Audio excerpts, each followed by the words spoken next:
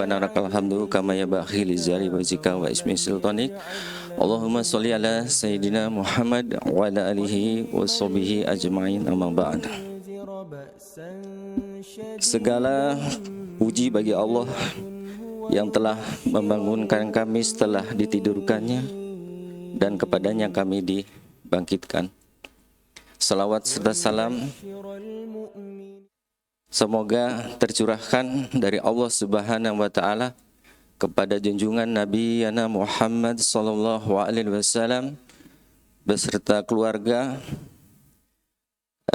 kerabat, tabiin, semua umatnya di seluruh muka bumi, termasuk kita semua. Semoga kita akan mendapatkan syafaatnya kelak di akhirat. Amin ya rabbal alamin. Bapak Ibu jamaah Masjid Ahmad Hidayah, terima kasih atas kehadirannya dalam majelis ilmu pagi ini. Barang siapa menempuh satu jalan atau cara untuk mendapatkan ilmu, maka Allah pasti mudahkan baginya jalan menuju surga. Hadis riwayat Muslim. Untuk pagi ini, kajian pagi ini, insya Allah akan disampaikan oleh Al-Mukarram Bapak Ustadz Rudiandini. Alhamdulillah telah berada di tengah-tengah kita. Syukron jazakallahu Pak Ustadz atas kehadiran dan kesempatan waktunya. Dan untuk temanya sendiri adalah mengenai kebesaran Allah dalam Al-Quran dan Isra Miraj menurut perspektif sains dan teknologi. Untuk durasi waktunya kurang lebih Pak Ustadz 1 jam. Nanti kita pakai atau kita gunakan 45 menit sebagai paparan kajian. Lalu sisa waktunya 15 atau kita gunakan untuk tanya jawab. Baik, sebelumnya mohon izin juga kiranya kami ingin menyampaikan latar belakang atau biografi dari Bapak Ustadz kita ini, yaitu Profesor Dr. Engineering Insinyur Rudi Rubiandini RS, Diploma Engineering. Lahir 9 Februari 1962, adalah akademisi dan pengamat perminyakan Indonesia. Ia mendapatkan gelar S1 Teknik Perminyakan di Institut Teknologi Bandung pada tahun 1985 dan lulus tingkat doktoral dengan gelar Dr. Engineering dari Teknisi Universitas Clausthal dengan predikat magna cum laude, serta menjadi salah satu dari 3 orang lulusan terbaik di Universitas Clausthal, Jerman pada tahun 1991. Beliau juga pernah menjadi pejabat sebagai Wakil Menteri Energi dan Sumber Daya Mineral pada Kabinet Pembangunan Indonesia Bersatu II. Saat itu mungkin dijabat oleh SBY, Pak. Dan wakilnya kalau nggak salah Pak Budiono gini ya. Saat ini aktif dalam menyampaikan dakwah di berbagai tempat dan majelis ilmu. Baik, untuk mulainya kita acara kajian ini, sama-sama kita bacakan basmalah terlebih dahulu. Bismillahirrahmanirrahim. Semoga ilmu kita dapat bermanfaat untuk kita semua dunia wal akhirat. Untuk itu kita segera mulai saja. Dipersilakan Bapak Ustadz. A'udzubillahi minasyaitonir rajim. Bismillahirrahmanirrahim. Innal hamdalillah nahmaduhu wa nasta'inu wa nastaghfiruh wa na'udzu billahi min sururi anfusina wa min sayyiati a'malina. May yahdihillahu fala mudhillalah wa man yudhlil fala hadiyalah. Asyhadu an la ilaha illallah wa asyhadu anna Muhammadan abduhu wa rasuluh. Allahumma sholli ala sayyidina Muhammad wa ala alihi wa sahbihi wasallam, amma ba'd. Bapak Ibu yang dirahmati Allah, pada kesempatan ini saya akan menyampaikan dalam waktu yang sangat singkat, 45 menit, sebuah bahan dimulai dari Al-Quran. Al-Quran itu adalah ayat kauliyah. Kola itu berasal dari kata berkata. Kola yakulu kul. Kauliyah itu adalah perkataan. Kauliyah adalah sesuatu yang sifatnya perkataan. Siapa yang berkata? Allah. Jadi apa-apa yang dikatakan Allah disampaikan kepada manusia diwakili oleh Nabi Muhammad SAW yang dibawa secara dicicil oleh malaikat Jibril selama 23 tahun lebih, semuanya dalam bentuk perkataan. Namun perkataan-perkataan tersebut dicatat oleh sahabat-sahabat yang mendengarkan. Ada yang dihafal, ada yang ditulis di berbagai material. Namun kemudian pada saat sahabat Utsman menggabungkan yang disebut mushaf, yang hari ini ibu dan bapak sering baca, maka kita sebut sebagai Rasm Utsmani. Itu mushaf yang kemudian disusun di kekhalifahan Utsman, kemudian juga ditambahi dengan harokat-harokat agar tidak salah bagi non-Arab untuk membacanya. Bahkan diperindah dengan panjang pendek yang ada bukan 2 harokat, 1 harokat, tetapi sampai ada 4-6 harokat. Yang pada prinsipnya secara bahasa, secara ilmu nahwu shorof, sebetulnya hanya ada panjang dan pendek. Tapi kemudian dalam pembacaan qiraah, itu ada kemudian menjadi ada 4, ada 6, agar keindahan itu terus terjamin pada saat orang membacanya. Apa itu kauliyah? Apa itu yang dikatakan? Kok begitu tebal? Ternyata seluruh aspek kehidupan ada di dalam Al-Quran. Cuma Al-Quran itu isinya berupa kulit. Sedikit. Sedikit tentang apa? Sedikit tentang kehidupan manusia, sedikit tentang masa lalu, sedikit tentang masa depan, sedikit tentang informasi-informasi yang harus saudara miliki.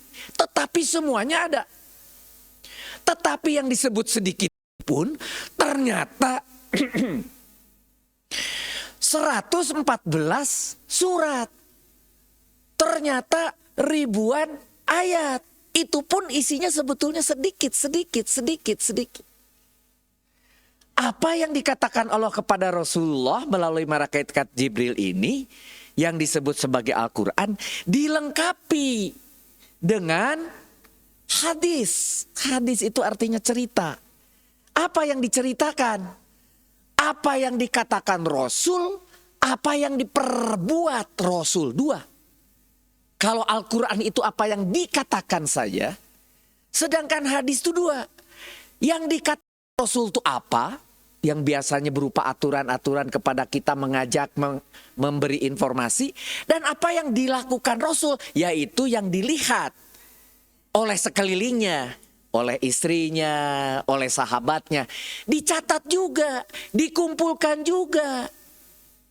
Jadilah hadis. Tetapi hadis ini dikhawatirkan karena ini manusia terhadap manusia terjadi distorsi.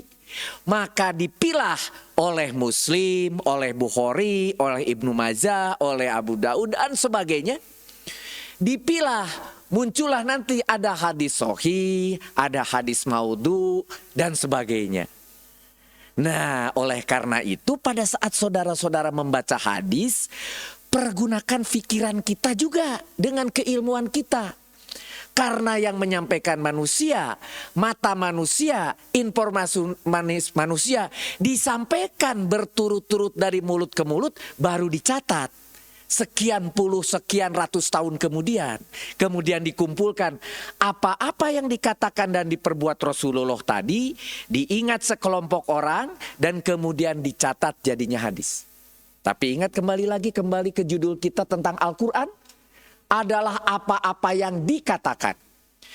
Pertanyaannya, apa yang diperbuat Allah?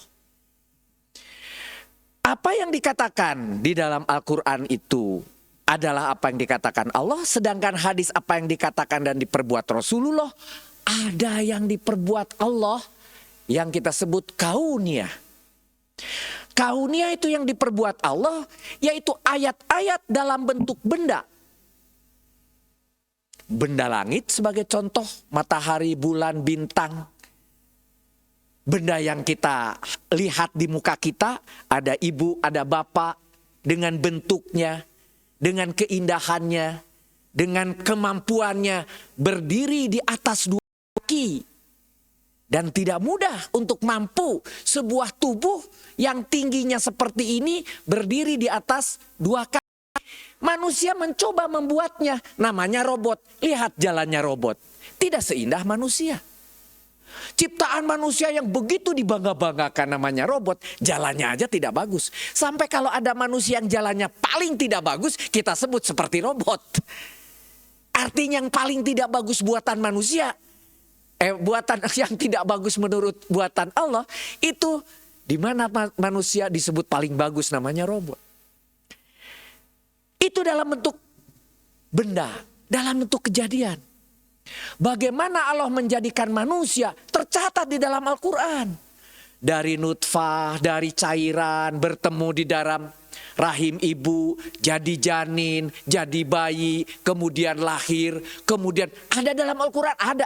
Tapi sangat sedikit sebagai clue, sebagai poin di mana manusia silahkan pelajari.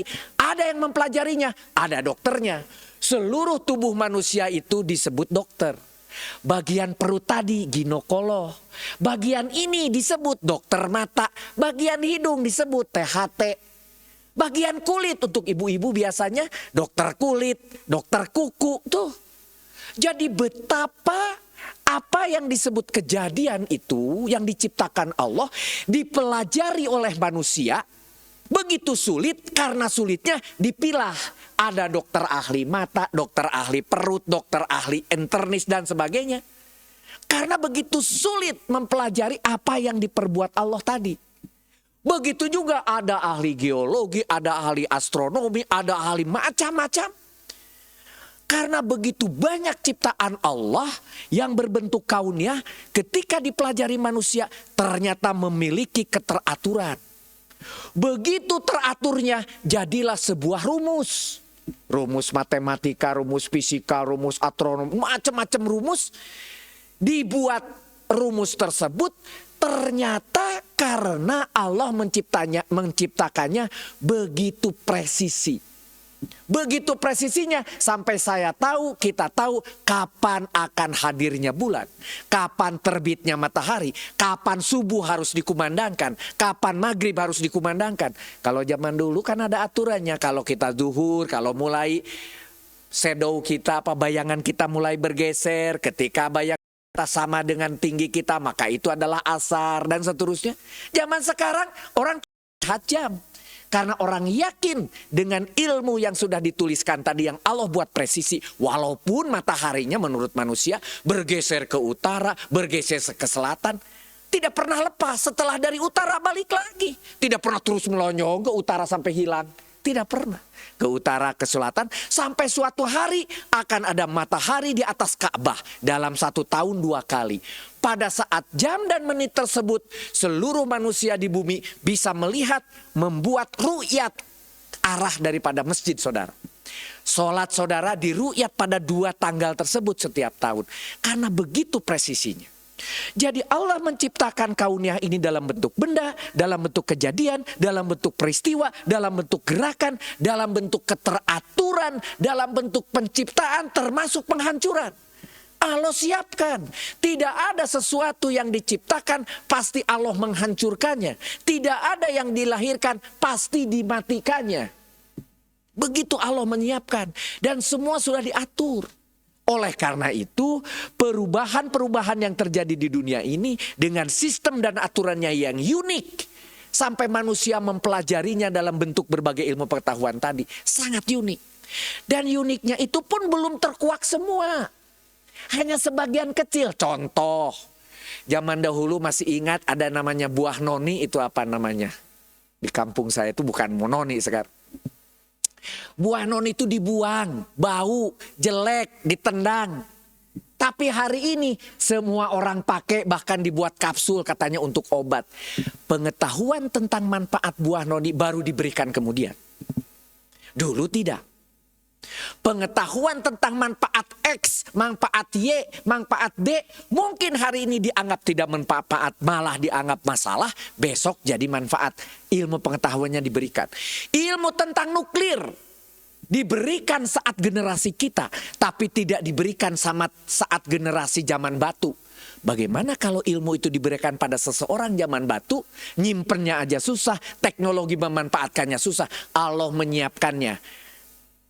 Alatnya, tempatnya, caranya, baru ilmunya. Begitu seterusnya sampai hari ini ibu punya HP, ibu punya laptop, ibu punya perangkat.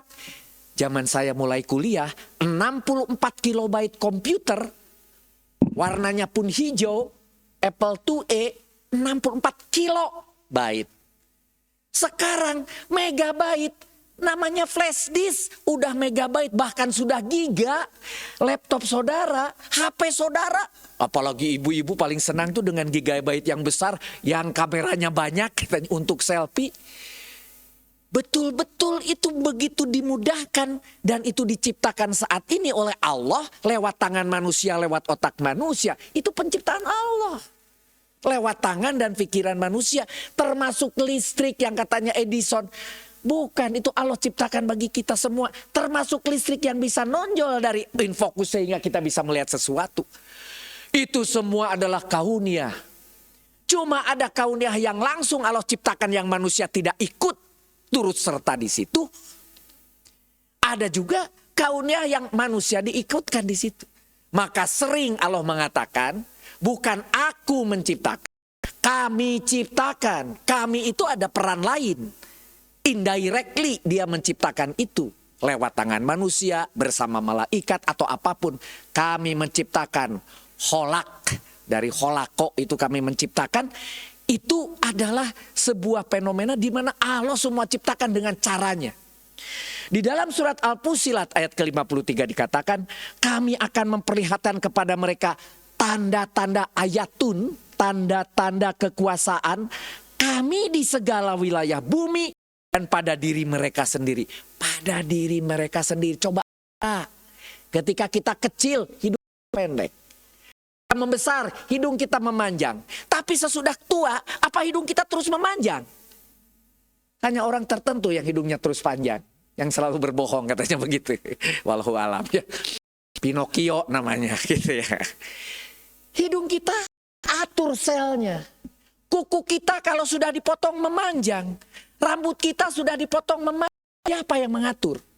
Siapa yang mengatur jantung tetap berdetak? Siapa yang mengatur paru-paru mengencang ketika kita jalan cepat? Siapa yang mengatur itu? Semua sudah diatur dalam ilmu karunia. Kalau bahasa sehari-hari kita sebut, itu mah sunatullah, itu mah kehendak Allah, sudah begitu aja Allah. Betul. Tetapi Allah menciptakannya sekali saja.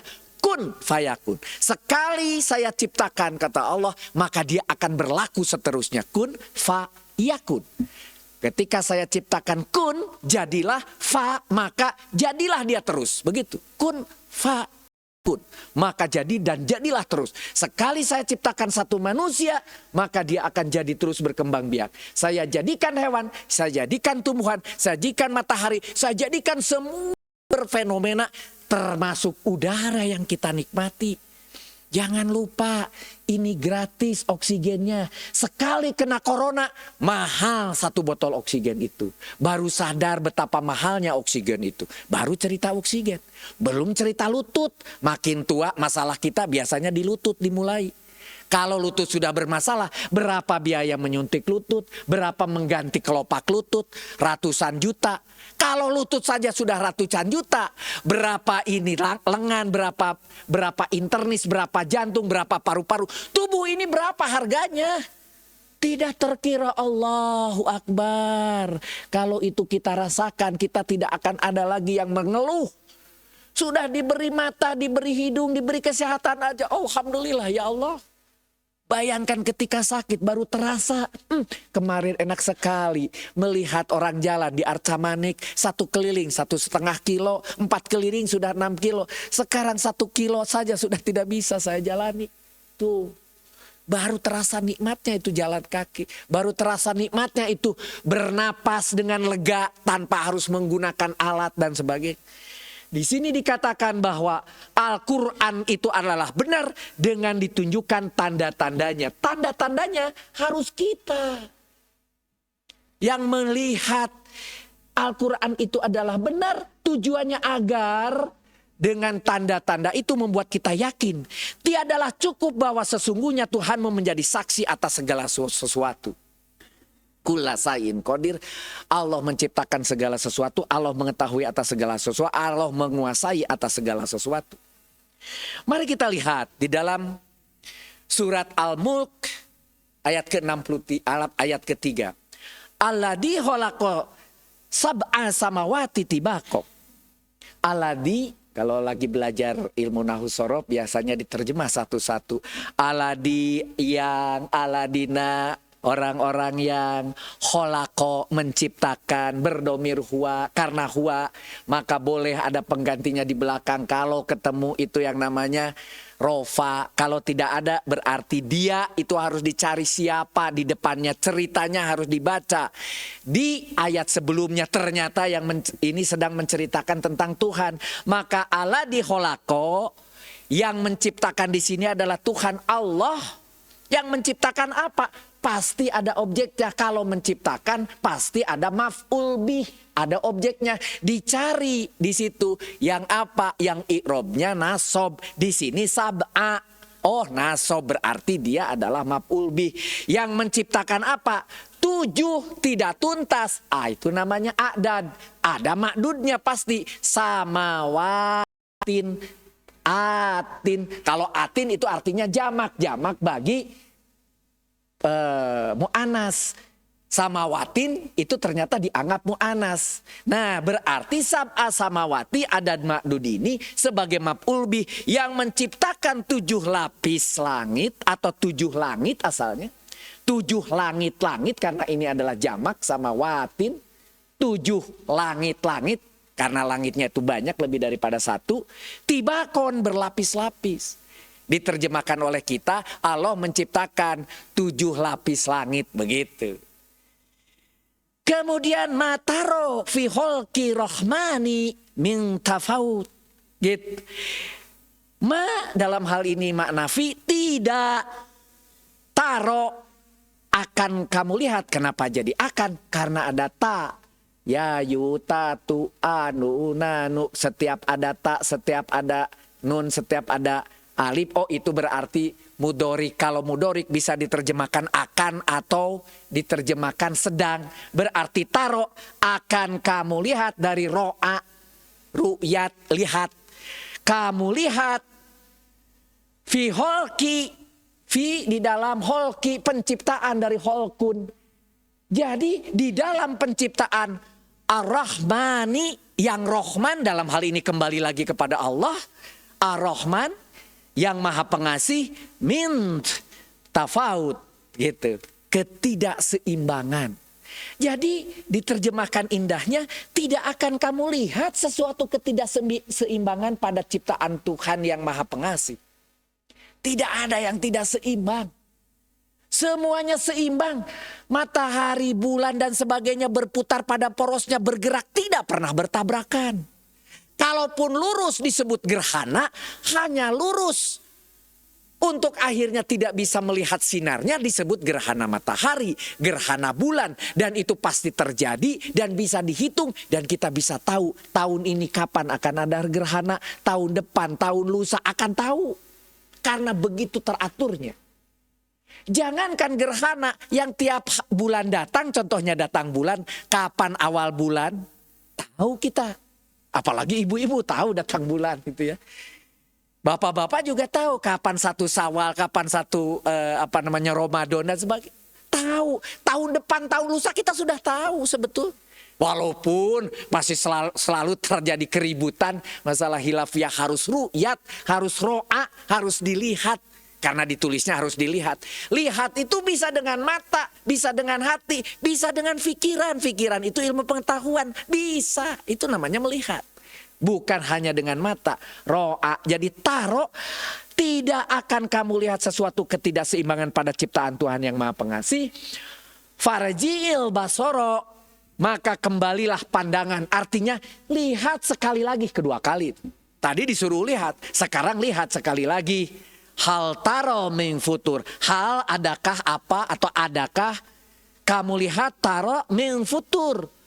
Belahan-belahan atau sesuatu yang cacat dalam konteks ini. Jadi diterjemahkan maka kembalilah. Lihat sekali lagi. Adakah kamu lihat sesuatu yang cacat? Artinya lihat sekali lagi. Lihat sekali lagi. Bahasa kita kerennya disebut research. Bahasa kita disebut penelitian. Penelitian itu disuruh Allah, lakukan penelitian.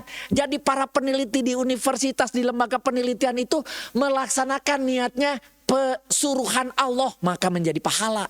Bukan untuk mencari gaji agar pulang membawa makanan untuk anak istri. Tapi saya disuruh Allah untuk melihat fenomena Allah, maka menjadi pahala. Ketika dia bekerja, lihat dan lihat sekali lagi. Risetlah.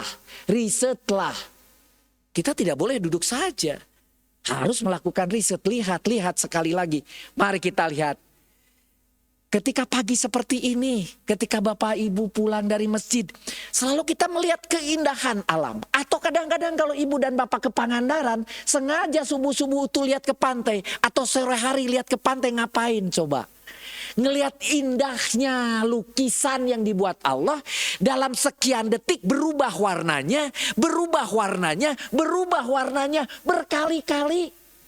Satu lukisan yang tidak pernah berubah warnanya saja harganya berapa juta. Picasso membuat gambar harganya berapa juta.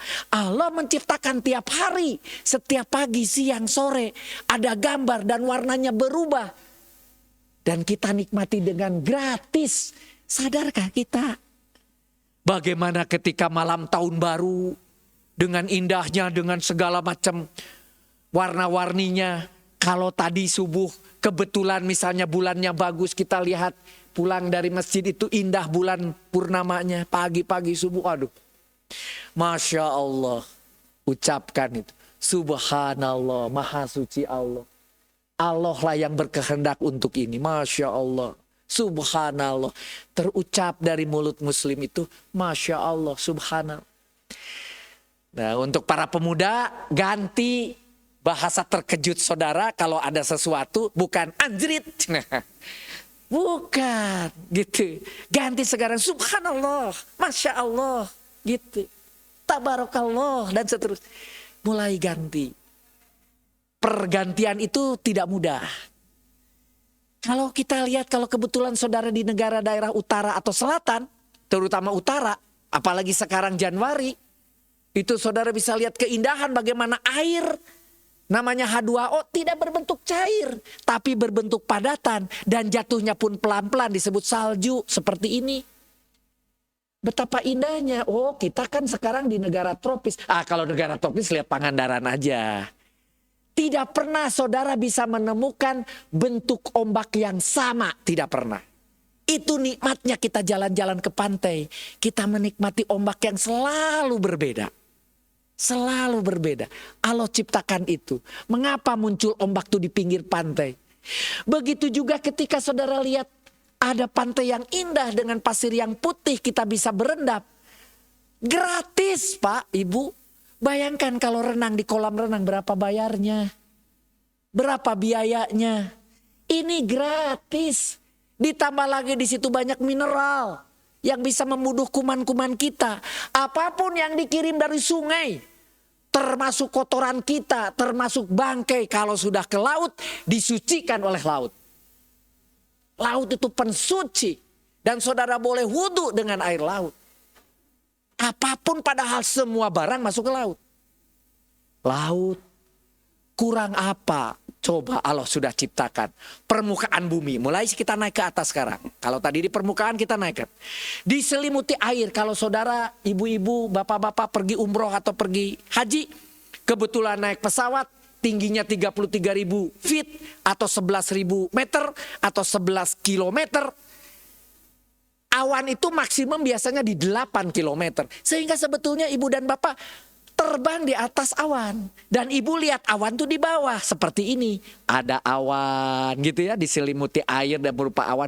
Ada tetumbuhan, ada kemudian air warna biru. Bisa kita lihat dari atas. Indah sekali. Dan air ini tidak pernah lepas. Tidak pernah bumi ini kehilangan materinya. Kecuali 1-2 yang namanya planet buatan manusia yang lepas yang tidak kembali. Tetapi air ketika naik dia akan dikembalikan berupa hujan. Jadi awan, jadi hujan. Tidak ada satu tetes pun air yang keluar ke alam semesta. Balik lagi ke bumi, tertahan. Jumlah air akan tetap. Tapi pertanyaannya, kok saya sering kekurangan air ini katanya ketika musim kemarau apalagi di sini katanya. Begini masalahnya, Allah menciptakan air diuapkan menjadi awan dan bergerak dijatuhkan dari air asin sekalipun yang jumlahnya 98% air itu asin. Baik itu di laut maupun di bawah tanah. Kalau orang ngebor minyak, di bawah ada minyak pasti bersama air asin, bukan air tawar. Apa itu air tawar yang ibu bapak bor itu ibu bapak peroleh? Adalah air hujan yang jatuh di gunung, menyerap di pori-pori tanah. Kita yang di bawah tinggal mengambilnya. Mau dari gunung Manglayang, mau dari gunung manapun, itu kita tinggal mengambilnya. Itu adalah air tawar. Cuma manusia membabat gunungnya. Sehingga air yang jatuh dengan segera jadi air kotor dan bersama-sama turun ke bawah. Disebut banjir. Disebut Allah memberi ujian dengan banjir. Bukan, Allah memberi kenikmatan dengan hujan. Cuma kalian yang tidak mampu menyimpannya dengan memotong pohonnya. Ingat, itu manusia yang melakukannya, bukan Allah. Contoh ini air, baru dari satu. Naik lagi kita. Jadilah pura-pura jadi astronot begitu. Kita lihat bumi itu seperti indah. Indah ciptaannya. Siapa yang bisa menciptakan seperti ini? Apalagi ternyata jari-jarinya kalau ada diukur 66.300 kilometer. Atau kalau diukur keliling buminya 40.000 kilometer. Bayangkan Jakarta Surabaya 800 km. Jadi artinya 50 kali Jakarta Surabaya itu keliling bumi. Bagi yang suka naik sepeda nih, kalau sudah pernah Jakarta Surabaya, lakukan 50 kali itu sama dengan keliling bumi gitu kira-kira. Ya, silahkan mau coba, cobalah keliling bumi, mengelilingi bumi. Nah, ternyata jari-jari 6.300 km itu dengan gagahnya oleh manusia dibor. Dibor. Ilmu di kelompok saya minyak dan gas bumi itu bisa sampai 12.000 meter. Kalau ibu dan bapak di sini 60 meter aja udah hebat. 30 meter. Kadang-kadang ada yang berani sampai 200 meter, 300 meter untuk pabrik, untuk hotel. 300, 400 meter. Masih air tawar, masih. Kalau kami ngebor minyak, itu bisa sampai 1.000, 2.000, 3.000. Bahkan terdalamnya 12.000 meter. Untuk penelitian udah ada yang sampai 15.000 meter. Seperti apa pipa pengeborannya? Sama sebesar komputer ini pipanya. Melengkang, melengkung, belok kiri, belok kanan di bawah 15.000 meter. Hebat kan? Gagah kan? Tidak, saudara. 15.000 meter itu kalau dikilometerkan cuma 15 kilo. Bumi jari-jarinya berapa tadi? 6.300. 15 terhadap 6.300 berapa dalam? Masih lebih dalam rambut nempel di kepala. Itu udah dalam. Ini baru sedikit. Jadi apa yang dilakukan bumi dengan ngebor minyak gas tadi? Ngelikitik bumi. Kadang-kadang keluar minyak, kadang-kadang keluar gas. Kalau salah-salah seperti Lapindo begitu. Itu cuma ngelikitik. Kata bumi, apa sih manusia ini gitu? Getek katanya. Keluar minyak, keluar gas. Kecil saja, tidak ada alasan kita untuk sombong bahwa kita mampu ngebor. Enggak, apalagi kita di sini cuma ngebor 100 meter. Jangan sombong. Nah, di dalam Al-Isra dikatakan, wala tamsi fil ardi marohan, dan janganlah kamu berjalan di muka bumi dengan marohan, dengan sombong. Karena sesungguhnya kamu sekali-kali tidak dapat menembus bumi Dan sekali-kali kamu tidak akan sampai setinggi gunung Jibalat. Sudah disebut di dalam Al-Isra 37, hati-hati jangan sombong. Ilmu kamu itu tidak seberapa. Tadi itu satu tubuh saja dokter banyak. Kalau tidak percaya, nanti bapak-bapak kalau sudah di rumah sakit geletak, berapa dokter tuh yang ngurus? Dokter ini, dokter itu, dokter ini, dokter ini. Wah, sudah itu. Astagfirullahaladzim, kapan kita ini jadi sadar tidak sombong kan gitu. Mari kita lihat tata surya. Ternyata ketika ada matahari sebelah kiri, ini matahari, ada Plato, ada segala macam di sini, bumi, Saturnus, Uranus dan sebagainya. Indah, ada asteroid di sini. Benda-benda langit yang terpecah begitu. Dan semua diciptakan, ada bulan beberapa. Di kita cuma satu bulannya gitu. Yang lain ada beberapa bulan. Wah, indah juga ya kalau kita punya beberapa bulan. Ternyata tidak juga. Seperti bapak-bapak kalau indah juga ya kalau tidak satu bulannya. Ternyata lebih banyak tuh lebih masalah. Ternyata begini contohnya. Jadi bapak dan ibu sekalian, posisi bulan masing-masing ini tidak berputar diam begini. Tetapi ini bergerak naik turun. Yang tidak bulannya bergerak naik turun. Kemudian matahari, buminya juga bergerak, bergoyang ke kiri, ke kanan. Sehingga seolah-olah matahari ke utara, ke selatan. Itu semua Allah ciptakan. Dan di dalam matahari itu ada yang melambai-lambai, ada corolla, corona. Zaman dahulu ini namanya corolla, corona. Kemudian tiba-tiba ada mobil, namanya Corolla. Ada mobil, namanya Corona. Tiba-tiba ada lagi virus, namanya Corona. Ini Corolla itu asalnya adalah penamaan bagi belalai di matahari. Tapi bapak-bapak jangan sekali-kali tanya sama ibu, Bu, ada apa di matahari? Jawabnya bukan Corona. Di matahari ada diskon, katanya gitu kalau kata ibu-ibu. Beda view-nya begitu. Matahari, ya. Nah, kita lihat di dalam surat Luqman dikatakan, Dia menciptakan langit tanpa tiang. Baru sadar kita. Langit tanpa tiang, yang kamu melihatnya, kita melihatnya. Dan Dia meletakkan gunung-gunung. Tuh.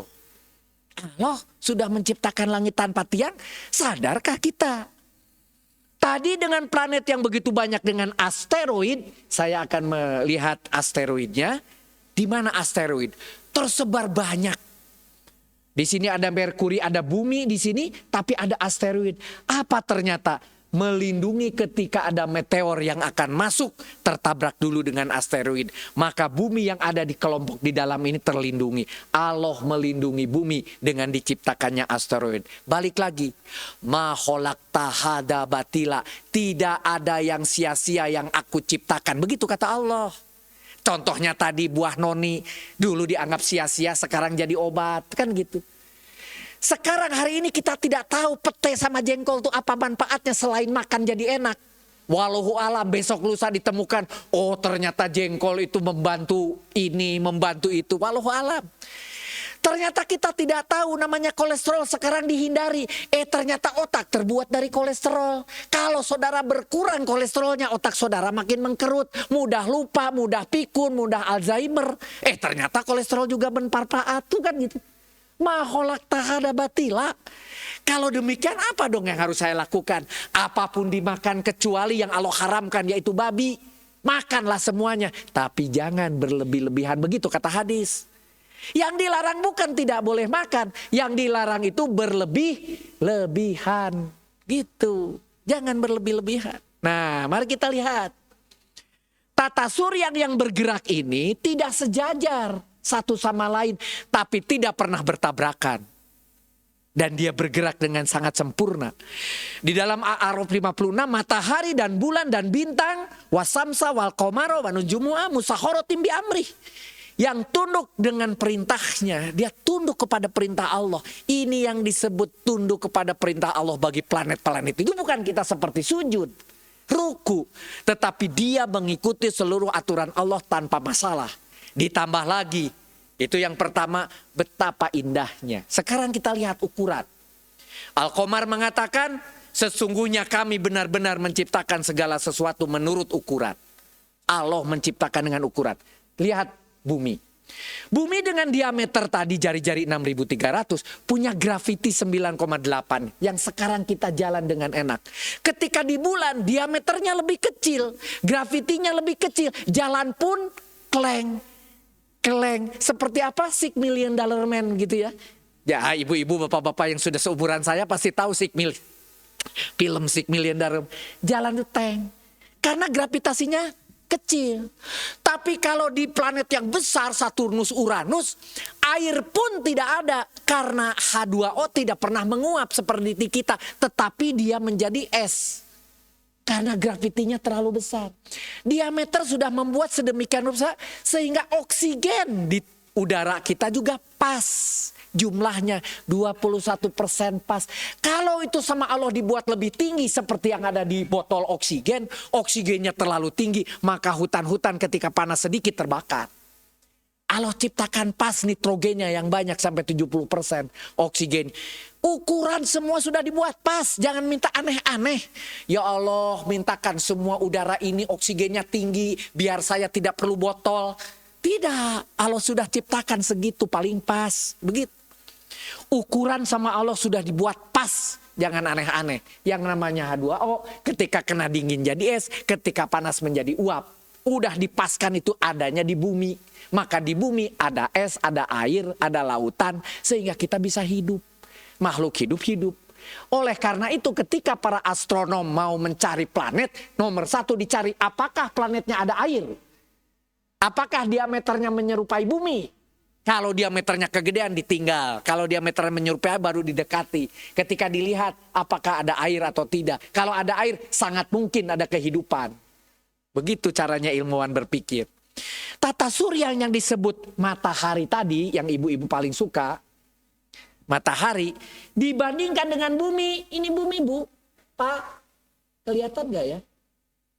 Kelihatan. Bumi yang terbesar di sini Jupiter. Kalau dibandingkan diameternya begini kira-kira antara matahari dan bumi. Allahu Akbar, ternyata matahari itu gede. Kalau kita lihat makan segede jam saja gitu. Ternyata gede. Matahari yang gede itu belum apa-apa. Matahari tadi ada tetangganya Sirius, Pollux, Arcturus yang lebih gede lagi. Bumi sama dengan satu titik printer dot. Kalau nyemprot itu satu titik kecil tidak kelihatan. Invisible, bumi tidak kelihatan lagi di sini. Yang kelihatan di sini matahari. Bumi tidak kelihatan. Kalau bumi tidak kelihatan dibandingkan dengan Arcturus, apakah ada yang lebih besar? Arcturus itu ini, ada lagi Antares dan yang lain yang juga lebih besar. Bumi hampir tidak ada. Matahari pun hampir tidak kelihatan di sini. Sangat kecil, cuma 1 piksel. Allahu Akbar. Maka ketika saudara lihat berikutnya terbang lagi lebih tinggi, maka saudara akan lihat Allahu Akbar. Sesuatu yang sangat besar. Sehingga ketika saudara mengatakan Allahu Akbar, itu artinya kami kecil, ya Allah engkaulah yang besar. Artinya pantaslah kita merunduk. Allahu Akbar. Kami ini tidak ada apa-apanya Allah. Kaulah yang besar. Gitu maksudnya. Bukan Allahu Akbar itu dengan nada yang tinggi. Allahu Akbar. Allah. Bukan. Salah itu mah. Bukan ke atas. Allahu Akbar. Bukan. Allahu Akbar itu merunduk. Allahu Akbar. Engkaulah yang besar ya Allah. Gitu. Jangan kebalik. Ketika sehari kita berapa kali mengucap Allahu Akbar dengan rasa bahwa dialah yang paling besar. Dan apakah, nah sekarang itu yang terbesar. Sekarang yang terakhir, jarak yang sangat jauh. Itu Al-A'raf ayat ke-185. Dan apakah mereka tidak memperhatikan kerajaan, mulkun, langit dan bumi dan apa yang diciptakan Allah? Khalqun. Apa yang diciptakan Allah dan apa yang ada di bumi ini, mari kita perhatikan. Bintang yang terdekat yang jumlahnya itu miliaran, yang terdekat diukur. Ada namanya Proxima Centauri. Nah, Centauri itu bukan bank yang bermasalah. Proxima bukan infocus. Proxima Centauri itu nama aslinya bintang terdekat yang jaraknya dari matahari. Disebut bintang karena dia bersinar sendiri, bukan seperti bulan yang karena pantulan. Ini yang terdekatnya itu dikatakan bintang terdekat itu di Tata Surya itu namanya Alpha Centauri 4 tahun cahaya. Kok pakai tahun? Itu kan waktu. Artinya kalau cahaya bergerak selama 4 tahun. Kenapa? Karena cahaya itu kecepatan yang tertinggi yang diketahui manusia. Di mana bumi? Bumi itu kalau kita lihat ketika nempel di dekat matahari di sini. Dan 1 tahun cahaya itu diekivalen dengan 9,5 triliun kilometer. Triliun kilometer 9,5. Kalau 4 tahun 9 triliun kilometer itu untuk 1 tahun. Berarti ini berapa jaraknya? Ketemulah 40 triliun kilometer jarak matahari terdekat. Dan 40 triliun kilometer kalau jadi kilometer nolnya berapa banyak? Sampaikah kita ke sana pakai apa pesawatnya kan gitu ya. 40 triliun kilometer. Kalau sekarang kita bayangkan, itu bintang terdekat. Ternyata bintang itu jumlahnya miliaran dan berkumpul namanya disebut galaksi. Nah, galaksi merek apa itu? Galaksi itu bermiliar-miliar bintang. Kalau di sebuah titik di salah satu ujung ada matahari, di mana matahari dan bumi itu jaraknya 8 menit. Kecepatan cahaya 8 menit. Kalau tadi bintang terdekat saja adalah sudah 4,2 tahun cahaya. Kalau galaksi berapa luasnya itu? Kalau kita lihat 1 cahaya sekian, matahari dan bumi itu 145 juta tahun. Dan yang namanya keliling bumi itu adalah 0,04 juta kilometer. Berarti 3.652 kali itu adalah jarak dari bumi ke matahari. Jadi kalau saudara berkeliling bumi 3.652 kali sama dengan saudara berjalan dari bumi ke matahari gitu. Jauhnya 3.500. Nah sekarang kalau di galaksi yang jumlahnya begitu besar 1.000.000 triliun kilometer. Dan matahari di salah satu tempatnya di sini disebut Milky Way. Kenapa Milky Way? Seperti adukan susu. Kalau susu diaduk bentuknya tuh begini. Nah, begitu. Panjang terjauhnya 1 juta triliun kilometer. Kita di mana? Pertanyaannya kan gitu. Ternyata bukan satu yang Milky Way tadi Bima Sakti. Ada Andromeda, ada yang lain. Ternyata masih banyak lagi. Allahu Akbar. Kalau demikian pertanyaannya, ya Allah, di mana kita? Kelihatankah kita? Mataharinya aja tidak kelihatan, buminya aja tidak kelihatan, apalagi kita yang cuma seuprit ini. Nebeng di muka bumi, waktunya pun pendek. Padahal bumi ini umurnya 5 miliar tahun, kita 100 tahun aja belum tentu. Kita ini penumpang sebentar di muka bumi ini. Kan suka dikatakan, kalian hidup di muka bumi hanya sebentar saja. Memang sangat sebentar. 100 tahun dibanding bumi yang diciptakan, galaksi yang diciptakan. Dibanding luas, di mana kita hampir tidak terlihat. Apakah Allah masih melihat kita? Ternyata Allah melihat semuanya. Termasuk yang menurut manusia begitu besar pun Allah tidak akan kehilangan 1 biji pun apa yang dimilikinya. Terlihatkah kita? Di manakah kita? Berapa jaraknya galaksi-galaksi ini? Pertanyaan yang paling penting yang di bawah. Siapa yang menciptakan semua ini? Segitu aja pertanyaannya. Kalau saudara masih belum percaya adanya Allah, ini ajalah pelajari, nggak usah pakai belajar Al-Quran pun. Kalau saudara ilmu pengetahuan pun yang dibaca, dilihat, dibuktikan, pun harusnya sudah jadi beriman. Apalagi ditambah Al-Quran dan apalagi dibimbing oleh Pak Ustadz. Harusnya kita sudah tidak lagi bergeming kepada keimanan. Siapa yang menciptakan semua ini? Allahu Akbar. Kalau kita masih tidak percaya kepada hadirnya Allah, maka la ilaha illallah, tiada Tuhan selain Allah. Dan itu ucapan itu berat bagi orang lagi sakaratul maut, berat percaya. Sering saya metaklin orang-orang yang akan lepas, tidak mudah membawa. Karena otak yang paling rendah, yang paling sadarnya itu yang akan berbicara. Kalau kita tidak memelihara la ilaha illallah, maka ketika sakaratul maut, keinginannya mengucap itu pun tidak mudah. La ilaha illallah. Allahu Akbar, nikmati. Jangan rurusuhan sholat teh. Allahu Akbar. Allahu Akbar. Allahu Akbar. Ruku lagi, sujud lagi. Allahu Akbar, nikmati. Betul. Tuh maninah tuh di situ. Gitu. Ari bacaan anak panjang, ari ruku sujudnya para nodok, custas lepat. Itu tidak tu'maninah. Tu'maninah itu di seluruh gerakan. Rukunya harus kelihatan ruku, ada diamnya. Maka disunatkan 3 bacaannya 3 kali. Bukan berarti sekali itu menjadi batal. Subhanallah selesai, alhamdulillah. Kemudian sujud lagi, subhanallah. Udah. Bukan itu menjadi masalah, tetapi dengan 3 kali itu terlihat sujud kita, terlihat. Subhanallah. Subhanallah, subhanallah. Ruku juga terlihat, rukunya terlihat, sujudnya terlihat, iktidalnya terlihat, berdirinya. Begitu. Jadi yang dipanjangkan itu bukan hanya bacaannya, tetapi juga seluruh aspek sholatnya dipanjangkan, dinikmati bacaannya. Karena itu doa semua. Subhanallah wa bihamdi dan sebagainya. Allahu Akbar. Begitu bacanya. Allahu Akbar. Allahu Akbar. Tidak perlu terus dibaca sampai ribuan. Allahu Akbar, bakbar.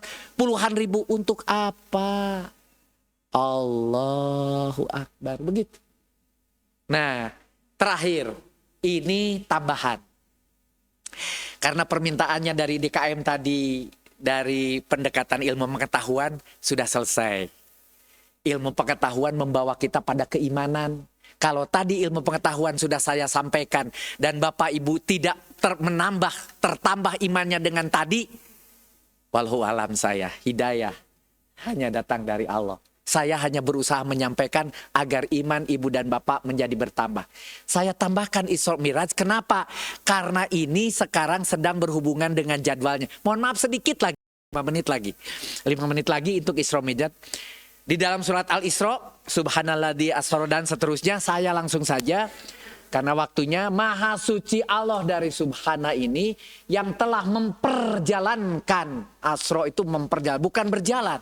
Jadi memperjalankan. Karena ini adalah mazid, bukan muzarod.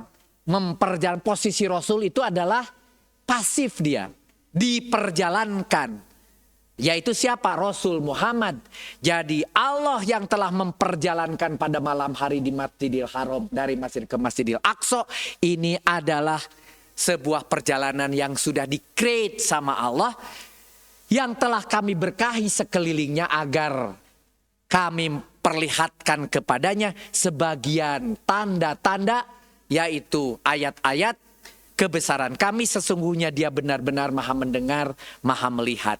Apa yang ada di dalam surat Al-Isra ayat ke-1 ini mau menyampaikan bahwa Rasulullah SAW telah Allah perjalankan dari Masjidil Haram ke Masjidil Aqsa. Tapi dan kini tidak dijelaskan, ada cerita buruk, ada pakai kuda bersama, itu adanya di hadis. Tetapi ingat, hadis itu disampaikan oleh manusia kepada manusia, maka harus dengan cara bahasa yang kira-kira manusia mengerti. Maka pada saat itu yang tercepat adalah kuda, maka gambarnya kuda. Apalagi kalau kuda dikasih sayap seperti burung, double kecepatannya. Begitu logikanya. Sehingga digambarkanlah ada kuda pakai sayap, itu namanya buruk. Begitu. Ditambatkan dan seterusnya, warnanya putih karena putih dianggap indah dan seterusnya dan seterusnya. Itu di dalam hadis. Tapi di Al-Qur'annya tidak disebutkan ceritanya seperti apa. Itu Isra. Kemudian peristiwanya untuk apa Isra Mi'raj ini diberikan? Peristiwa ini peristiwa dahsyat. Dan hanya kepada Rasulullah. Yaitu mukjizat. Mukjizat itu hanya diberikan kepada para nabi. Kalau sekarang saudara berpikir, aduh mudah-mudahan aja ada mukjizat nih, hutang saya masih ada. Gitu. Pikirannya itu adalah mukjizat, ada yang membayarkan hutang.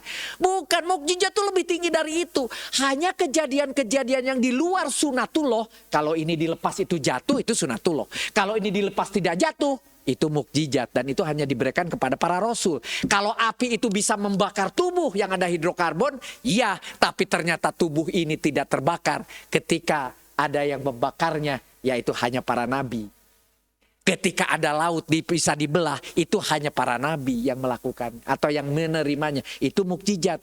Ini pun sama, peristiwa ini hanya rasul yang perjalanan super kilat, yaitu naik ke Sidratul Muntaha. Di dalam Isra Mi'raj ini banyak peristiwa dan hikmah yang ada di dalam hadis dituliskan. Allah memperlihatkan tanda-tanda kekuasaannya. Ada langit ke-1 ketemu Nabi Adam dan terus sampai ke atas dan satu Nabi Musa paling atas, baru ke Sidratul Muntaha. Perjalanannya super kilat. Naik ke Sidratul Muntaha itu penggapaian tertinggi di atas langit, bertemu dengan Allah Subhanahu wa taala. Dalam hal ini adalah Jibril yang diperlihatkannya, mendapatkan perintah sholat yang menurut hadis itu ada tawar-menawar dari 50 menjadi 5 dan sebagainya, itu hadis. Diperlihatkan surga dan neraka dan perintah sholat langsung oleh Allah turun kepada Rasul tanpa Jibril. Di mana seluruh wahyu itu selalu melalui Jibril. Khusus untuk sholat langsung kepada Rasulullah. Ini semua ada dalam Isra Mi'raj. Isra tadi sudah dikatakan dari kata syara, yaitu berjalan. Karena ada asra, asra itu majid daripada syara, maka menjadi memperjalankan. Asalnya lazim menjadi muta'adi, menjadi memperjalankan dari Masjidil Haram ke Masjidil Aqsa. Tapi ada mi'rajnya juga. Dari aroza, yaitu naik, mendaki, jadi mi'raj, jadi kenaikan. Naik ke tempat yang tertinggi, yaitu yang pernah manusia atau makhluk gapai, yaitu Sidratul Muntaha. Yaitu Sidratul Muntaha tadi, dari sidroh. Sidroh itu adalah sebuah pohon yang melindungi. Seolah-olah itu sesuatu yang paling tinggi yang tidak bisa dicapai manusia. Itu adanya di mana? Di surat yang lain, bukan di dalam surat Al-Isra. Di An-Najm. Ayat ke-13 ke-18 dikatakan, dan sungguh dia, yaitu Muhammad, telah melihatnya Jibril dalam rupa yang asli. Itu hasil kajian di hadisnya. Telah melihatnya 1 kali turun atau pada waktu yang lain, yaitu pada saat dibawa ke Isra Mi'raj tadi, di sisi Sidratul Muntaha, di sisi dekatnya ada surga tempat tinggal. Muhammad telah melihat Jibril, itu di dalam hadisnya, ketika Sidratul Muntaha tadi diliputi oleh sesuatu yang meliputinya, penglihatan Nabi Muhammad tidak berpaling dan tidak melampaui apa yang dilihatnya. Jadi Rasul itu diperlihatkan selain tadi ketika di langit ke-1, ke-2, ke-3, diperlihatkan surga, diperlihatkan neraka, diperlihatkan para nabi, tapi juga di sini diperlihatkan juga Allah memperlihatkan kepada Rasul dan dia tidak bisa melampauinya, artinya dia melihatnya dengan secara penuh. Sungguh dia benar-benar telah melihat sebagian tanda-tanda kebesaran Tuhannya yang besar. Ini mau menunjukkan, percayalah, begitu kira-kira. Percayalah bahwa Rasul telah diperlihatkan semua itu. Walaupun kalian manusia tidak pernah akan ada yang melihatnya. Nah, tidak mudah membuat orang percaya. Dianggapnya Rasul tuh itu berbohong, itu halusinasi lah. Masa semalam bisa sampai ke Sidratul Muntaha, naik apa gitu ya. Bagaimana perjalanannya? Kan gitu. Mari kita lihat dari ilmu pengetahuan. Buka dulu Al-Ma'arij ayat ke-4. Di situ dikatakan para malaikat dan Jibril naik menghadap kepada Tuhannya dalam sehari kadarnya setara dengan 50.000 tahun. Jadi setiap malaikat itu naik kepada Allah, itu ekivalen dengan kita 50.000 tahun. Mari kita lihat.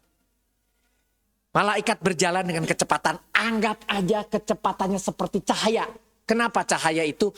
Manusia sampai detik ini kalau mengukur sesuatu yang tercepat hanya cahaya.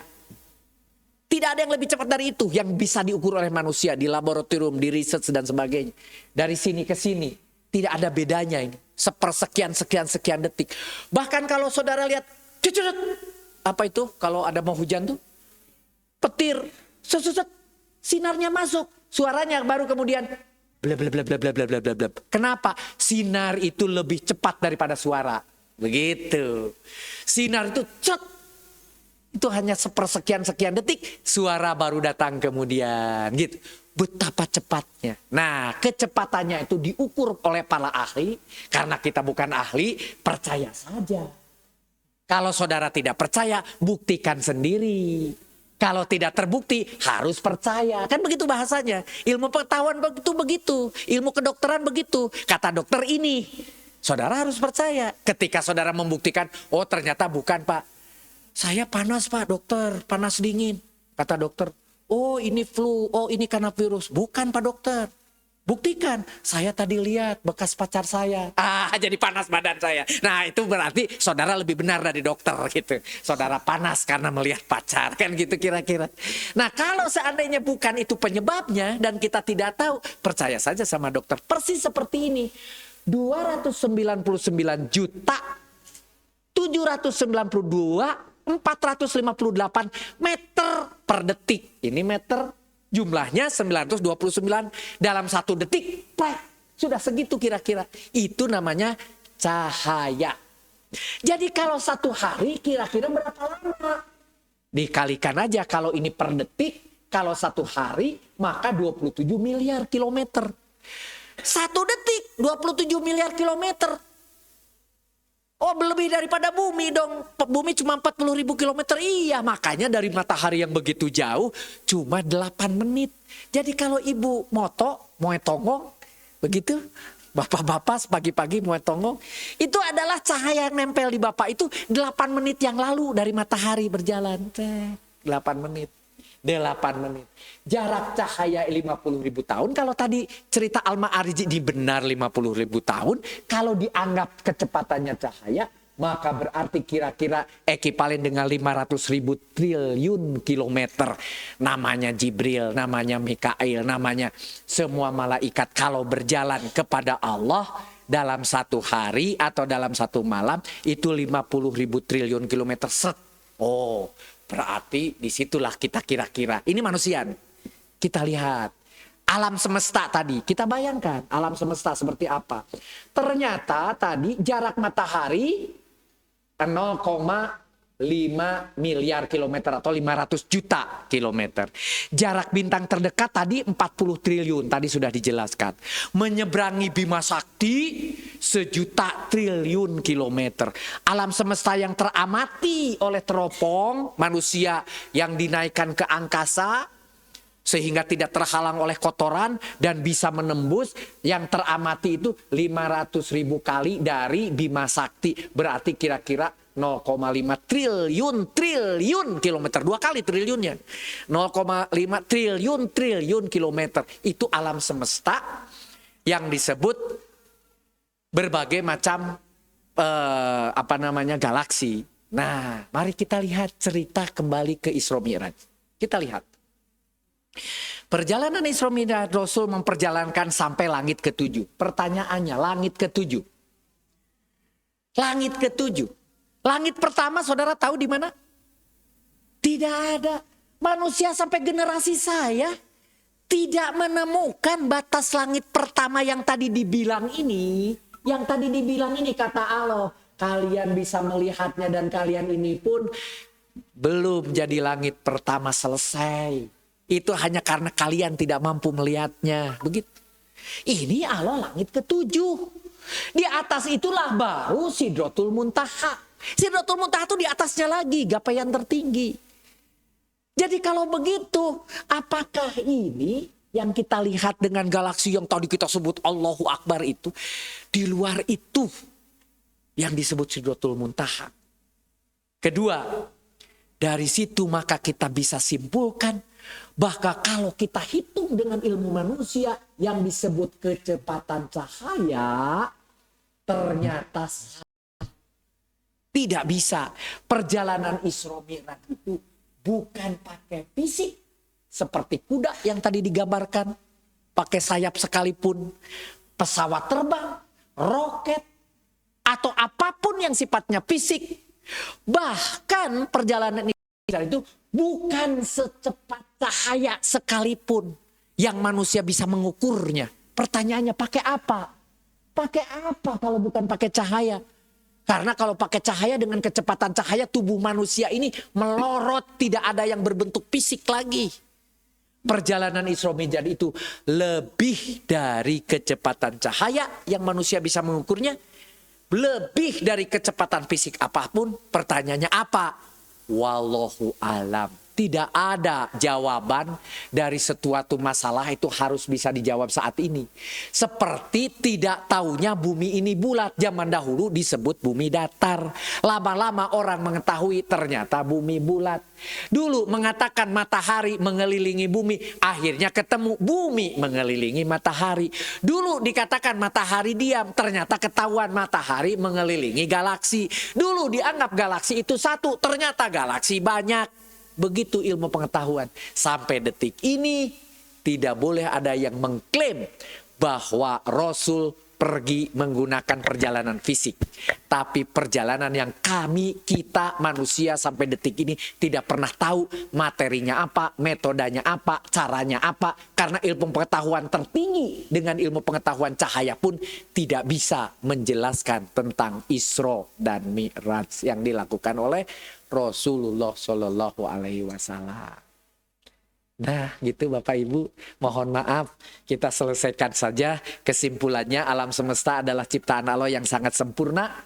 Baik dari ukuran, dari jarak, dari sifat, dari kandungan, dari kondisi, dari apapun yang dimilikinya sangat tepat, akurat dan berguna. Dan tidak ada yang sia-sia. Jadi jangan sampai mengatakan ini barang sia-sia, ini buah sia-sia, ini daun sia-sia, ini pohon sia-sia. Tidak, hanya karena kita belum tahu saja manfaat yang disiapkan Allah Subhanahu wa ta'ala.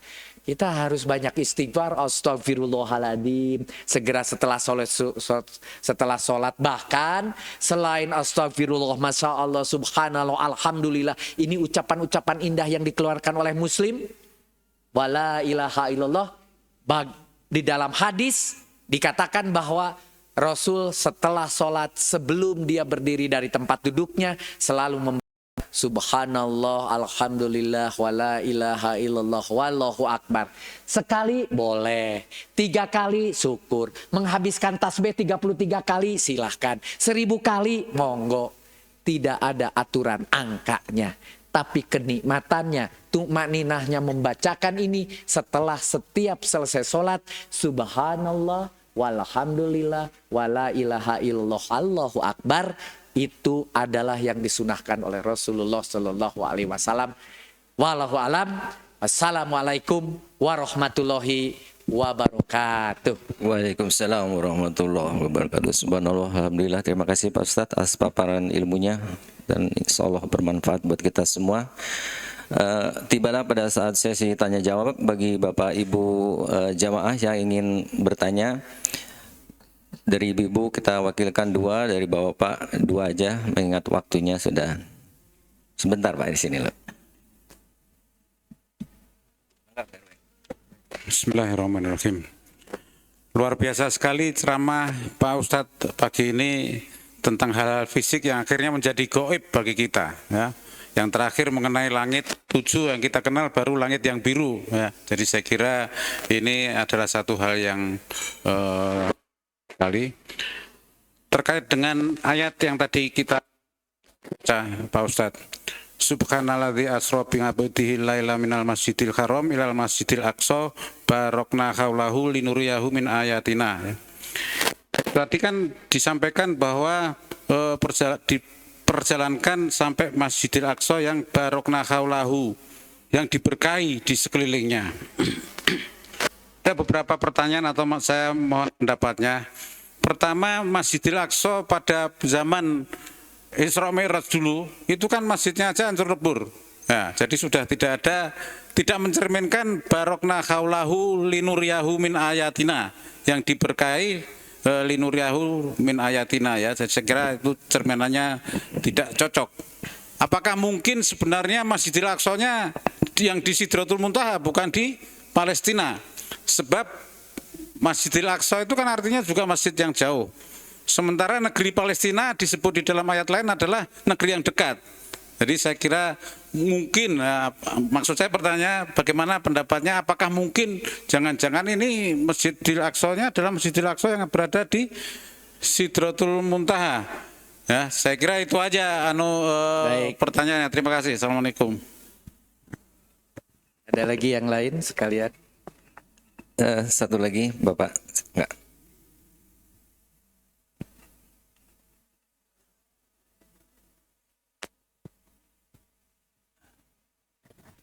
Bismillahirrahmanirrahim. Assalamualaikum. Nama saya Dadan. Saya dari Cibubur, Pak. Kebetulan lagi bertamu di sini. Alhamdulillah. Kalau segala kebaikan yang dibuat oleh orang kafir itu bakal hangus, musnah ya Pak ya. Menurut yang kita yakini dalam Al-Quran, apakah kita yang beriman kepada Allah dan Rasul-Nya dapat masalah juga karena kita tidak berperan dalam melakukan kebaikan-kebaikan yang tadi di dunia ini. Terima kasih. Baik. Ibu-ibu tidak ada? Tidak ada ya, ibu-ibu mah lebih pinter kok, lebih cepat nangkapnya ya. Baik. Pertama mengenai yang disebut diberkahi, baik secara fisik maupun non fisik.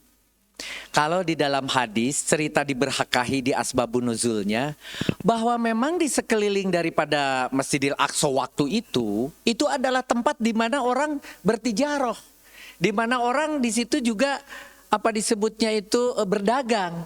Disebut juga di sebelahnya dari situ ada pantai, kan kita tahu di situ ada pantai, kemudian setiap ada pantai ada air yang mengalir, maka di situ juga ada buah-buahan, ada sayuran dan sebagainya.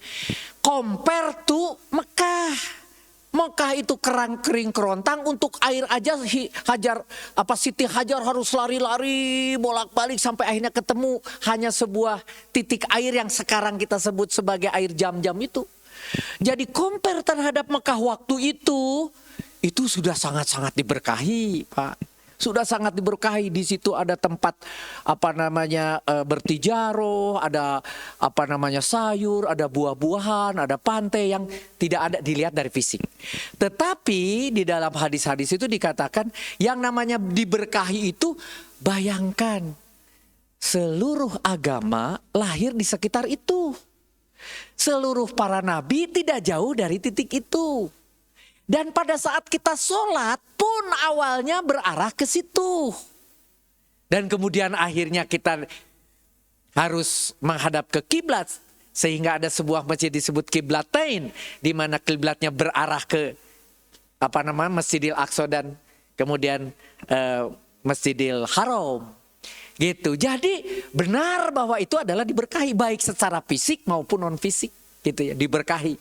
Bahwa di Sidratul Muntaha tidak diceritakan di dalam hadis-hadis tentang apakah di situ ada yang namanya masjid di Sidratul Muntaha, sehingga sampai hari ini pun saya belum ada menemukan sebuah masjid namanya berani menggunakan nama Sidratul Muntaha gitu ya, belum pernah ada ya. Terlalu tinggilah bagi kita mengklaim saya punya masjid Sidratul Muntaha gitu ya, belum. Jadi saya yakin bahwa cerita yang disampaikan di dalam hadis bahwa yang namanya Masjidil Aqsa itu adalah Masjidil Aqsa yang ini. Bahwa kemudian mengalami renovasi waktu itu, kemudian direnovasi oleh sekelompok ahli, sehingga seperti kita sekarang punya Masjidil Haram yang terus direnovasi dari asalnya cuma seonggok batu oleh Nabi Ibrahim, pondasinya dinaikkan saja. Itu pun sudah jadi cerita di Al-Baqarah 123, 124 menaikkan pondasi. Siapa yang menaikkan? Nabi Ibrahim dengan Nabi Ismail. Kemudian di situ dikasih tanda, disebut makom Ibrahim, dan orang sekarang sholat di belakangnya. Zaman dulu saya pergi haji dipikirnya makom Ibrahim itu makam kayak di Indonesia. Ternyata tempat maksudnya gitu ya. Tempat Ibrahim dulu waktu dia memperbaiki namanya Ka'bah, direnovasi lagi, ditinggikan, dibuat dan seterusnya. Begitu juga yang namanya rumah Rasul. Rumah Rasul juga kecil saja di situ. Dia berjalan ke masjid, tempat jalannya kita sebut Raudhoh. Raudhoh itu seperti halnya surga di dunia. Surga itu bukan berarti ini sepotong tanah adalah surga yang dibawa dari surga ke bumi. Bukan, kalau kita lihat tadi ilmu pengetahuannya terlalu besar surga hanya jadi Raudhoh. Raudhoh itu disebut surga karena Rasul menikmati dari rumah ke masjid, menikmati itu dianggap sebagai Raudhoh. Sekarang Raudhohnya di dalam masjid. Rumah Rasul pun jadi di dalam masjid.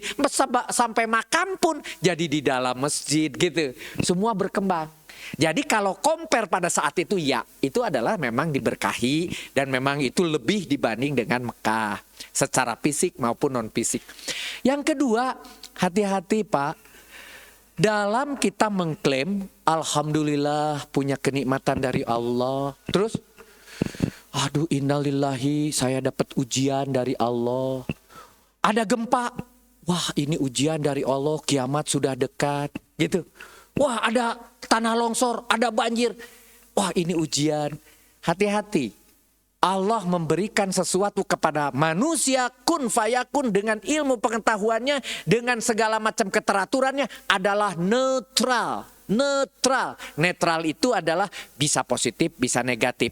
Ibu dikasih uang, dipikirnya itu kenikmatan. Hati-hati Bapak, Bapak punya uang, maka Bapak mudah terganggu ke tempat-tempat maksiat. Ketika tidak punya uang, bagaimana bisa membeli maksiat? Maksiat tidak ada yang murah. Tuh, hati-hati. Itu uang bukan sebuah kenikmatan. Itu uang bisa jadi ujian. Ibu, bapak dikasih sakit. Aduh, nggak bisa hari ini ikutan ke acara X, acara Y, acara Z gitu.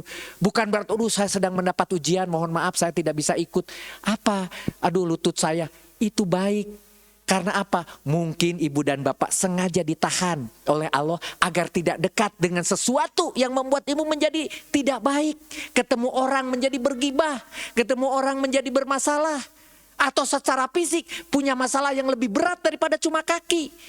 Karena kita bisa nyetir, naik ke jalan tol, di jalan tol bisa tabrakan lebih parah daripada urusan kaki. Jadi Allah memberikannya netral pada manusia. Bahwa kita melihatnya sebagai rasa tidak nyaman, kita sebut ujian, disebut jadi nyaman, disebut rahmat dari Allah. Hati-hati, Allah memberikannya netral. Apapun yang mampir ke diri kita, menurut kita adalah ujian. Sakit adalah ujian, kan sering gitu. Para ustadz mengatakan sakit itu adalah ujian. Bukan, Allah menyiapkan sakitnya tadi sudah dikatakan, kami yang melahirkan, kami yang mematikan, kami yang menjadikan, kami yang menghancurkan, kami yang menyehatkan, kami yang menyakitkan. Itu apa tujuannya? Karena namanya sel tubuh dibentuk dan mati. Ini kulit saya, kalau dulu ada yang mati jutaan lembar, kemudian digosok namanya daki, tahu daki ibu-ibu, bapak? Itu adalah kulit yang mati, tapi tumbuh kulit yang baru, sel yang baru. Begitu. Tetapi kalau sudah tua seperti saya, tidak berganti lagi, jumlah sel pengganti lebih sedikit daripada yang lepas. Akhirnya keriput. Oh iya ya, tangan sudah keriput gitu. Dulu tidak pernah. Dari mana? Karena sel bekerjanya sudah lambat. Artinya sel tubuh ini bekerja. Mata ketika sakit, kita diam tidak pergi ke dokter. Emang terus sakit? Tidak. Kok jadi sembuh sendiri? Karena apa? Semua bekerja, jutaan sel dalam tubuh bekerja. Ada virus, kita flu, tidak ke dokter, tidak makan obat. Apa jadi kemudian sakitnya tidak hilang? Bisa juga jadi hilang. Semua bekerja. Artinya apa? Semua sudah disiapkan mekanismenya, termasuk sakitnya bagian daripada proses. Misalnya tidur terlentang malam hari, dibiarkan perut bekerja, supaya apa? Kotoran dibuang. Tapi ibu dan bapak sering-sering sebelum tidur makan dulu. Akibatnya setelah makan minimal 2-3 jam perut tidak berhenti, karena harus memproses makanan. Sisa waktu untuk memproses, padahal ibu mau harus sholat subuh, sebentar. Jadi sebentar saja perut itu dibersihkan. Diperlama sekarang. Kalau sedang tidak puasa, maghrib selesai jangan makan lagi. Biarkan perut itu agak kosong malam hari. Karena pada malam hari perut itu dibersihkan. Darah ini bersihkan, hati ini dibersihkan. Begitu.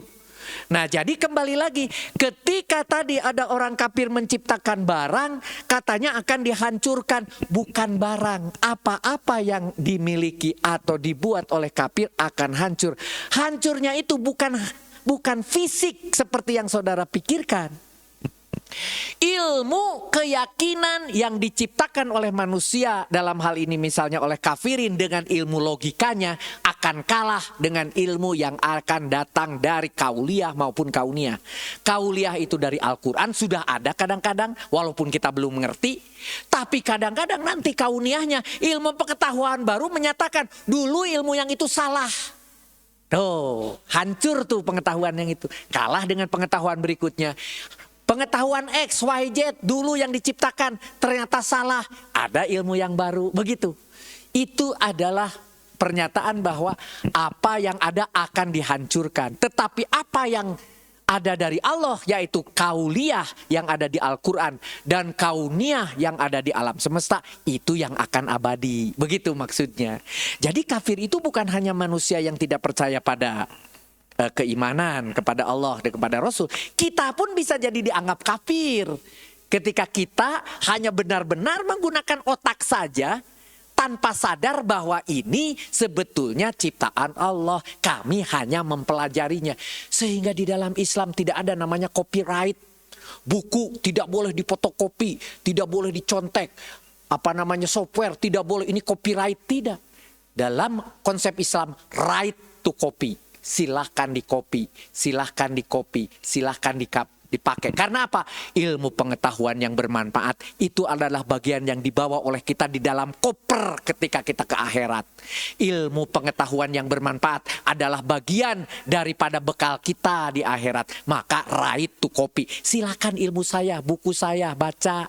Ilmu tentang Nahwu Shoroh punya saya, silakan baca. Ilmu tentang pemboran, silakan baca. Ilmu tentang migas, silakan baca. Itu semua adalah mudah-mudahan jadi bekal saya, koper saya ketika saya ke akhirat, begitu. Bukan ini buku tidak boleh dikopi, ini buku harus beli, ini buku harus dapat copyrightnya. Tidak.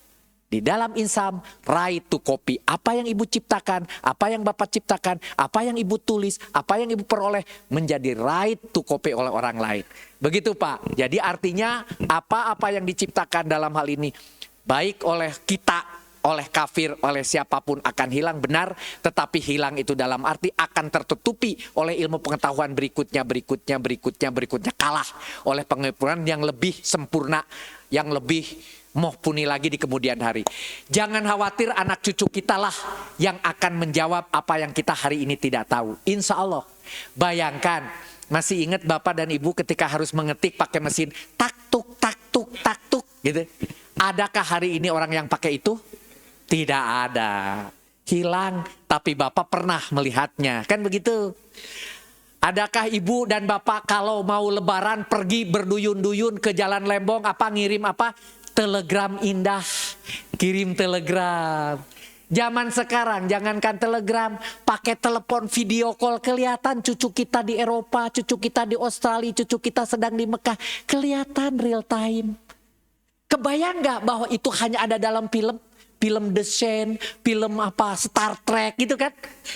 Zaman dahulu. Jangan lupa besok anak cucu akan menciptakan. Bisa 3 dimensi. Kalau saya telepon, halo siapa ini? Desi Ratnasari. Ya ada misalnya. Ada Desi Ratnasarinya ngajegir gitu misalnya.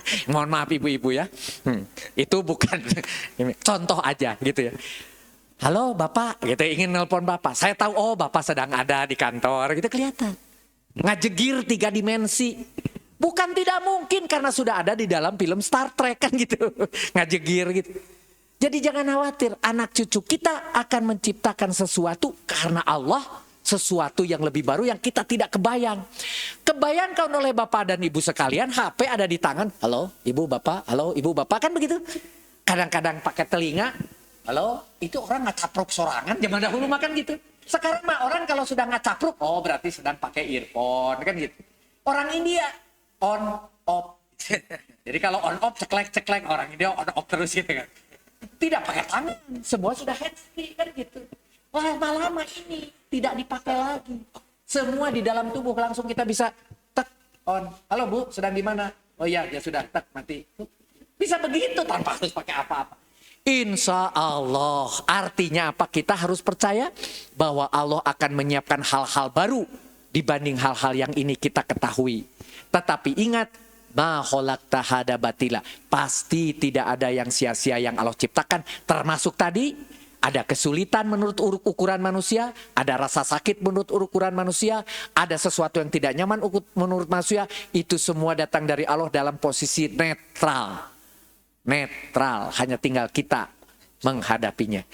Wabillahi taufiq wal hidayah. Assalamualaikum warahmatullahi wabarakatuh. Waalaikumsalam. Mohon maaf waktunya terlambat sekali. Ya Pak, mungkin sekalian ditutup dengan doa saja Pak Ustadz. Mohon. A'udzubillahi minasyaitonirrajim. Bismillahirrahmanirrahim. Allahumma Rabbana atina fid dunya hasanah wa fil akhirati hasanah wa qina adzabannar. Rabbana hablana min azwajina wa dzurriyyatina qurrata ayun waj'alna lil muttaqina imama. Rabbana taqabbal minna innaka antas samiul alim. Rabbighfirli wali walidayya warhamhumma kama rabbayani shaghira. Subhana rabbika rabbil izzati amma yasifun wa salamun alal mursalin walhamdulillahi rabbil alamin. Alhamdulillahirrahmanirrahim. Terima kasih sekali lagi kepada Pak Ustadz Rudi dan juga kepada Bapak Ibu jamaah sekalian. Dengan demikian kajian pada subuh pagi ini kita telah selesai. Jazakumullahu khairan wa barakallahu fikum. Akhirul kalam. Wassalamualaikum warahmatullahi wabarakatuh.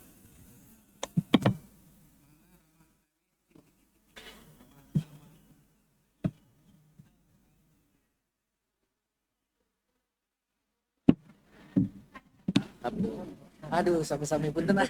Punten telat waktu serius Ustaz. Bagus, alhamdulillah. Ini yang mohon maaf. Jadi terima kasih. Ada bonusnya alhamdulillah. Punten waktu saja. Tanggung kalau nggak diserah. Mohon tanggung, aduh tadi teh. Pamang tuh teh. Iya.